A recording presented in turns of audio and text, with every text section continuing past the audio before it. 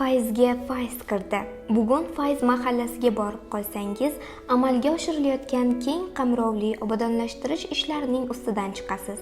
1971-yil fevral oyida mazkur hududda go'sht kombinati faoliyatini boshladi. Bu yerda ishchi-xizmatchilar uchun 19 ta ko'p qavatli uy, 2 ta maktabgacha ta'lim tashkiloti, bitta umumiy o'rta ta'lim tashkiloti, 1973-yilda ko'p tarmoqli shifoxona qurilib, foydalanishga topshirildi. Mahallaga O'zbekiston deb nom berildi. Bu yerda ko'p yillar tuman shoshilinch tez yordam bo'limi, tug'ruqxona va boshqa davolash bo'limlari faoliyat yuritdi. Mahallada Toshkent go'sht kombinati tomonidan 2 ta bog'cha ham qurilgan.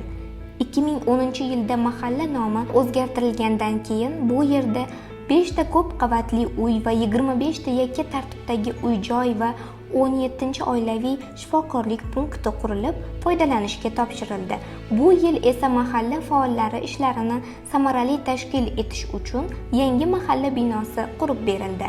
Shunday qilib 54 yillik tarixga ega bo'lgan mahalla o'tgan yillar davomida gullab yashnadi ham, bora-bora muammolar ham yuzaga kela boshladi.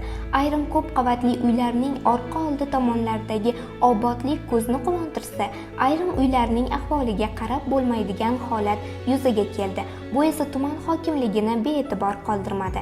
Tuman hokimligining tashabbusi bilan hududni obodonlashtirishga kirishildi. Bunday savobli ishdan tumandagi boshqa mahalla fuqarolar yig'inlari ham chetda qolishmay hasharga kelishdi. Shu tariqa mahallada katta ishlarga qo'l urildi.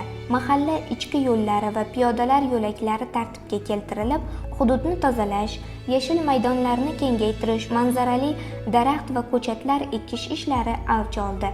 Ko'p qavatli uylar atrofi bolalar maydonchalari va jamoat joylari obodonlashtirilib, aholiga qulay va xavfsiz sharoitlar yaratildi.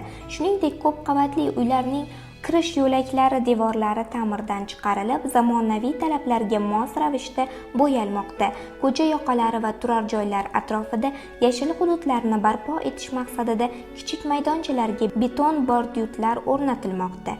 Bir so'z bilan aytganda, mahalla hududida sanitariya tozalash ishlari ham olib borilib, atrof muhitni toza va ozoda saqlashga alohida e'tibor qaratilmoqda.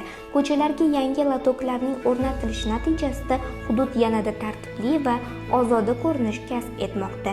Bu yerda yashovchi fuqarolar amalga oshirilayotgan ishlardan mamnun.